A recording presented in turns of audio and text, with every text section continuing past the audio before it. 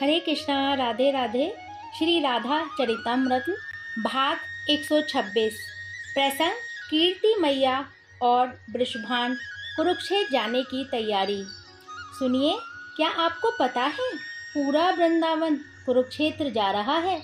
बरसाने की महारानी श्री कीर्ति ने अपने पति वृषभानु जी से पूछा था धीमी आवाज में। वृषभानु जी ने कहा, हाँ रानी, मुझे पता है, नंद राय जी ने मुझे कल ही सूचना दी थी। फिर क्या सोचा है आपने? कीर्ति रानी ने फिर पूछा। क्या सोचना, सब जाएंगे कुरुक्षेत्र। श्री दामा जाएगा, उसका सखा 100 वर्ष बाद मिलने वाला है। बरसाने की सब गोप कन्याएं, गोप सब जाएंगे और हमारी लाडली राधा भी जाएगी। वृषभानु जी ने लगभग सारी बात ही कह दी थी। क्या हम नहीं जाएंगे? कीर्ति रानी ने शांत भाव से पूछा। तुम जा सकती हो अगर जाना चाहो तो, पर मैं नहीं जाऊंगा। वृषभानु जी ने ये क्या कह दिया? कीर्ति रानी चकित हो गई। क्यों? आप ऐसा क्यों कह रहे हैं? क्या आपकी इच्छा नहीं होती है कि उस नीलमणि के दर्शन करें? 100 वर्ष हो गए हैं। मैंने कब मना किया तुम्हें जाने के लिए? जाओ ना कीर्ति रानी। पर मैं नहीं जाऊंगा। वृषभानु जी ने फिर मना किया। मत जाइए, ठीक है, मत जाइए, पर क्यों नहीं जाना चाहते हो? वृषभानु जी से कुछ नहीं बोलते हैं, बस कोने में जाकर अपने आंसुओं को पोंछ लेते हैं, पर बोलते कुछ नहीं हैं। हे बज्रनाभ, मुझे तो कभी कभी लगता है इस बरसाने की भूमि से ही प्रेम का निस्वार्थ रूप जगत ने देखा है। नाना बज्रनाभ, मात्र ये निस्वार्थ भाव श्री राधा रानी में ही नहीं, उनके पिता वृषभानु जी, उनकी माँ कीर्ति रानी और बरसाने की सखियाँ, बरसाने का कण कण निस्वार्थ प्रेम की सुगंध से महका रहता है। ये भूमि है ही ऐसी। महर्षि साडिल्य ने बज्रनाभ को समझाया। क्यों नहीं जाएंगे आप? कभी तेज आवाज में बोली नहीं थी ये कीर्ति रानी, पर आज थोड़ी आवाज में तेज बोली हैं। बताइए ना, कहते हैं पूरा संसार जा रहा है कुरुक्षेत्र स्नान करने के लिए। ठीक है ना, आपको श्याम सुंदर से मतलब नहीं तो कोई बात नहीं, पर पुण्य की दृष्टि से भी तो बहुत महिमा है सूर्य ग्रहण में कुरुक्षेत्र स्नान करने की।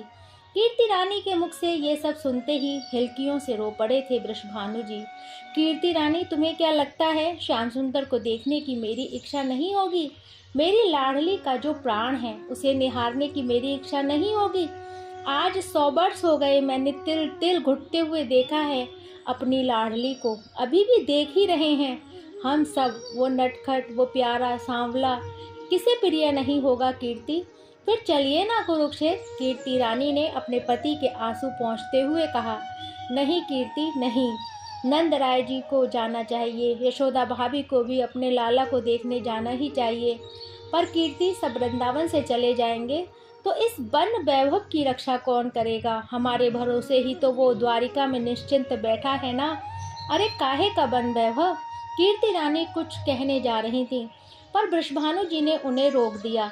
समझो कीर्ति, सब चले जाएंगे तो कौन देखेगा इस वृंदावन को? हम वनवासी हैं, मूल रूप से हम नागरी सभ्यता वाले लोग नहीं हैं, वनवासी हैं हम, इसलिए मात्र अपना स्वार्थ देखना ये हमारे लिए उचित नहीं होगा।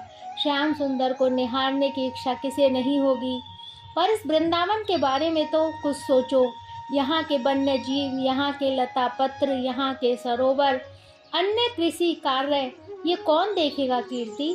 भैया नंद राय जी तो इतने सरल हैं कि कल मुझसे कह रहे थे, वृषभानु जी आप चले जाइए कुरुक्षेत्र में, मैं वृंदावन में रहूँगा और मैं संभाल लूँगा। मेरे आंसू भी बह रहे थे और हंसी भी आ रही थी।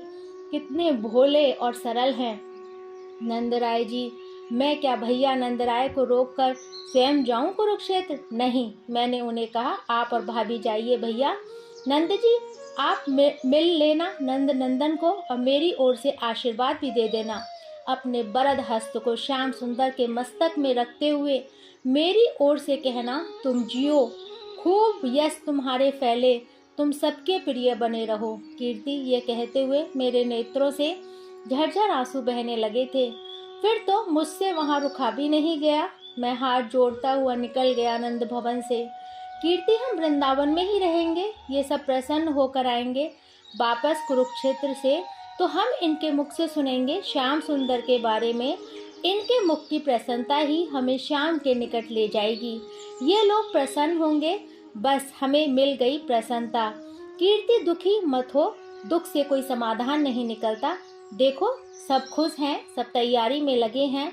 कुरुक्षेत्र में श्याम से मिलेंगे, 100 वर्ष बाद मिलेंगे। देखो अपने ही पुत्र श्री दामा को देखो कितना प्रसन्न है।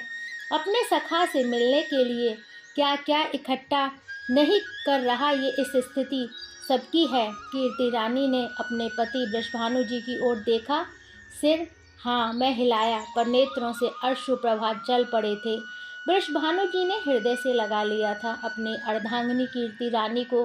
हे वज्रनाभ, कैसा प्रेम है ना, सब निस्वार्थ प्रेम में जीते हैं यहाँ। अब पूरा वृंदावन ही कुरुक्षेत्र चलने की तैयारी में जुटा था। बस नहीं जा रहे हैं तो ये दोनों कीर्ति रानी और वृषभानु जी और श्री राधा रानी के ये माता पिता। आज का प्रसंग यहीं विराम लेता है, कल इससे आगे। जब तक के लिए हरे कृष्णा, राधे राधे।